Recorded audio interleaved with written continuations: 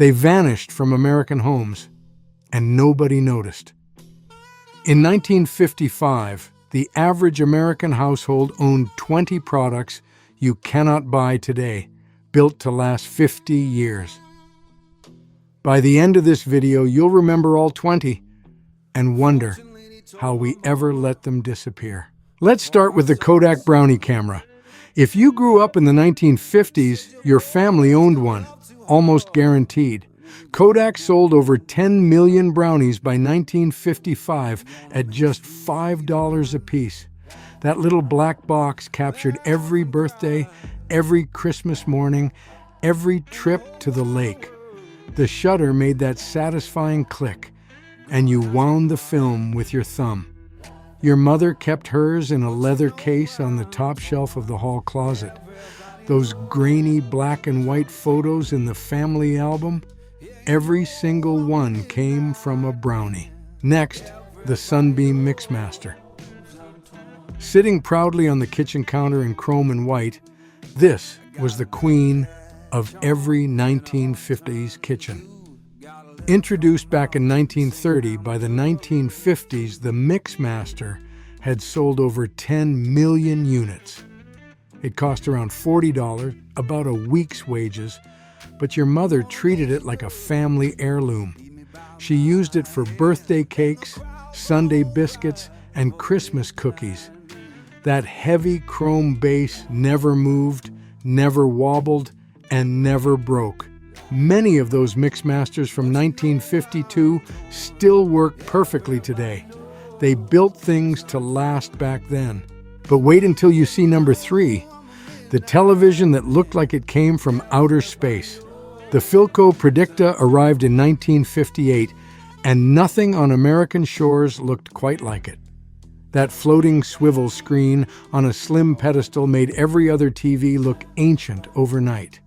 It cost $295, nearly a month's salary. But families saved for months to own one. You'd sit on the carpet watching Ed Sullivan, Lucille Ball, and Howdy Doody. The picture was small, the tubes ran hot, and you adjusted the rabbit ears for every channel. Pure American futurism. Before television took over, there was the Zenith tube radio. Every American home had one, usually in a beautiful wooden cabinet that doubled as furniture. Zenith sold millions throughout the 1940s and 50s, with prices ranging from $30 to $150. You'd wait for the tubes to warm up, that orange glow behind the dial, and then catch the evening news, baseball games, or The Lone Ranger. Father had his chair next to it. The whole family gathered around. That radio was the heartbeat of the American living room before TV ever existed. Now this next one, every American boy remembers. The Schwinn bicycle. Built in Chicago, the Schwinn was the gold standard. The 1950 Schwinn Black Phantom, with its chrome fenders and that built-in headlight, cost around $80. A small fortune for a kid, but every boy on the block wanted one. You'd ride it to school, to the soda fountain, to deliver newspapers. They weighed a ton, but they lasted forever.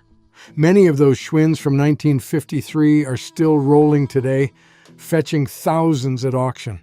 Built like tanks, made in America. S&H green stamps. If you don't remember licking those little green stamps and pasting them into books, you didn't live in 1950s America. Sperry and Hutchinson handed out green stamps at the grocery store, the gas station, the drugstore, anywhere you spent money. You'd fill book after book and trade them for toasters, lamps, even bicycles at the Redemption Center. By 1957, S&H printed 3 times more stamps than the U.S. Post Office. Your mother kept stacks of those books in a kitchen drawer. A whole economy ran on patience and saliva. Now here's one you saw from the back seat of the family car. Burma Shave roadside signs. Those little red and white signs stretched across American highways from the 1920s into the 1960s. 6 signs in a row, each with one line of a rhyming jingle. Don't stick your elbow out so far, it might go home. In another car, Burma Shave. Over 7,000 sets lined American roads at their peak. They sold shaving cream, but they sold something more. The magic of the open American road. Disappeared by 1963, coming up at number 9, the toy that made every American child gasp in wonder. But first, the Viewmaster. That red plastic viewer with the round paper reels. You held it up to the light, clicked the lever, and suddenly you were standing at the Grand Canyon, or watching Mickey Mouse, or seeing the pyramids of Egypt. Introduced in 1939 and exploding in popularity through the 1950s, Viewmaster sold over 1 billion reels. It cost around $2. Every American child got one for Christmas, and every grandparent still has one in a drawer somewhere. The Slinky. Born in 1945, when a Navy engineer named Richard James knocked a spring off a shelf and watched it walk. By 1950, Slinky was in every American home. It cost $1. You'd send it down the staircase, watching it tumble step by step, and it never got old. By 1960, James Industries had sold over 100 million Slinkies. That metal spring entertained an entire generation of American children with no batteries, no screens, no instructions, just gravity, steel, and imagination. Pure, simple genius. Lincoln Logs. Invented in 1916 by John Lloyd Wright, son of the famous architect Frank Lloyd Wright, Lincoln Logs hit their golden age in the 1950s. That sturdy cardboard tube full of notched wooden logs sold for around $3. Every American boy built cabins, forts, and frontier towns on the living room floor. By 1953, over 100 million sets had been sold. The wood smelled sweet, the green roof slats clicked into place, and the box showed Abraham Lincoln himself. American craftsmanship taught through play. Try finding that today. The Frigidaire refrigerator. Standing tall in every 1950s American kitchen, usually in white or pastel turquoise. General Motors owned Frigidaire, and by 1955, over 80% of American homes had one. A new Frigidaire cost around $300. Serious money.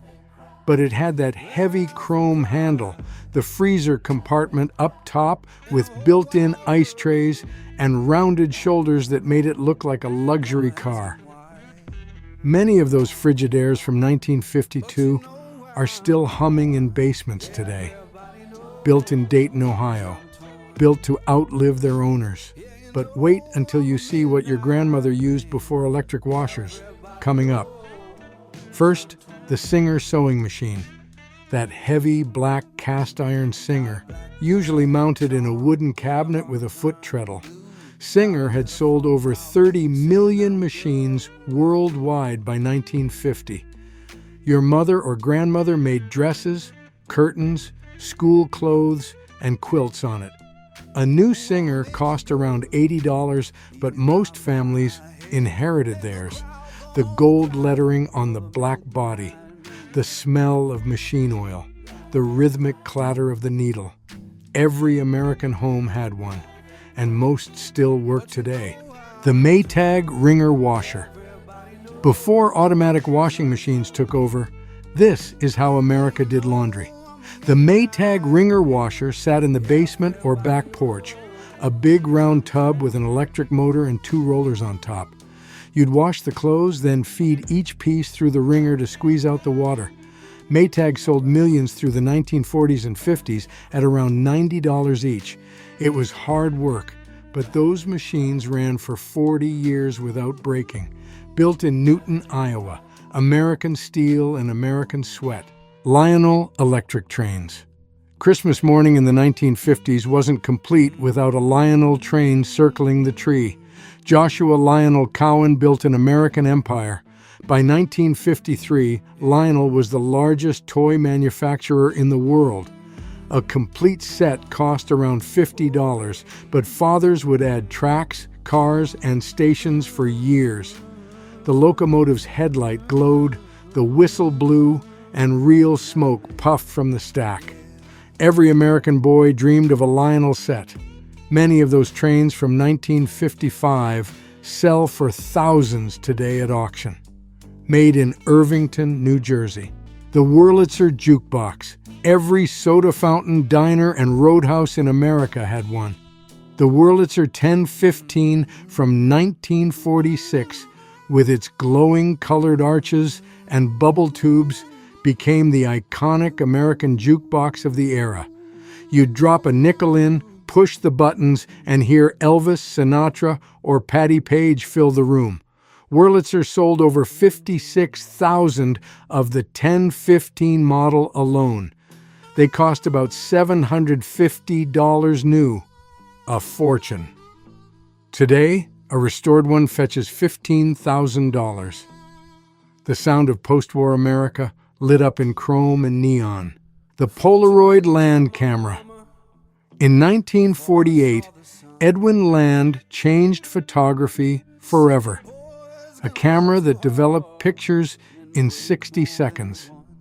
By the mid-1950s, the Polaroid Model 95 was selling like wildfire at around $90.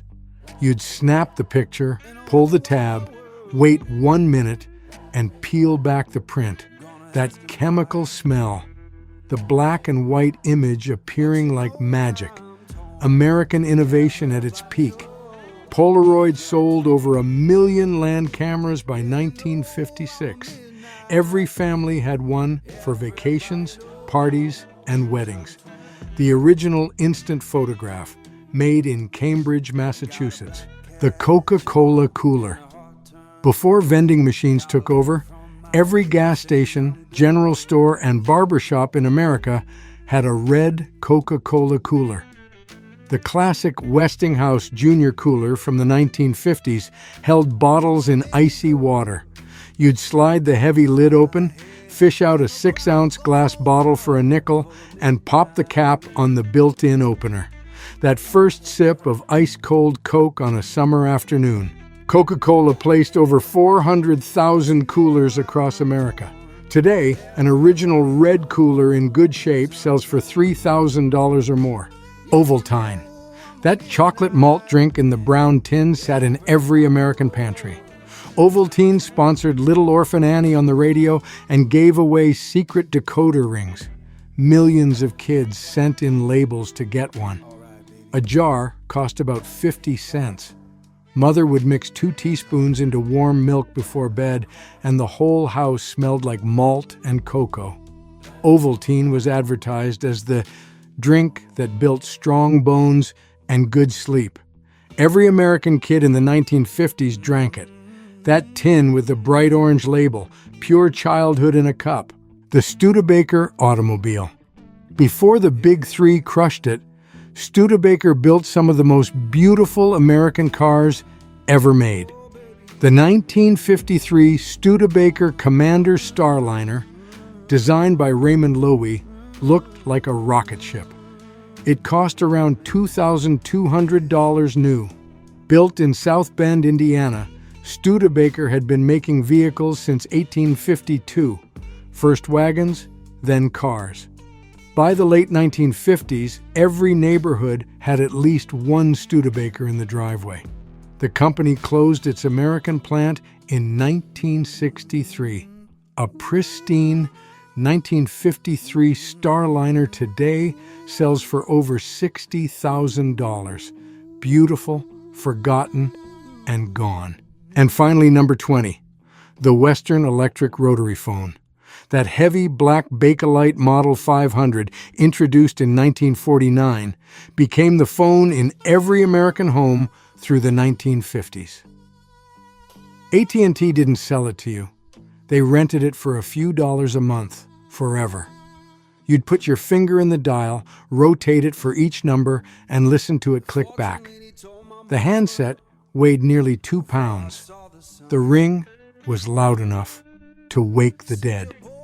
Western Electric made over 90 million Model 500s, built so well many still work perfectly today, 70 years later. Think about it. 20 everyday products in every American home, all gone or transformed beyond recognition. They were built in American factories, by American hands, to last American lifetimes. The Mixmaster on the counter, the Brownie in the closet, the Lionel under the tree, none of them needed updating, charging, or replacing. They just worked, year after year, decade after decade. That's the America we grew up in, the one where things were made to last, and so were the memories they made along the way. Which one do you remember most? Was it the smell of Ovaltine before bed, the click of the rotary dial, or the glow of the Predicta in the dark living room? Maybe you still have one of these tucked away in the attic or basement, and you might be surprised what they're worth today. Original Schwinn's, Lionel trains, and Wurlitzer jukeboxes regularly sell for thousands at auction. The 1950s left behind real treasures in American homes. Check those closets. Check those basements. Your memories might be sitting right there in plain sight. If this trip back to 1950s America warmed your heart, hit that subscribe button and ring the bell. We bring you a new story every week about the America we grew up in, the products, the places, and the people that made our country great. Leave a comment below telling us which item you remember best, and share this video with someone who lived through those golden years. Thank you for watching, and we'll see you again very soon.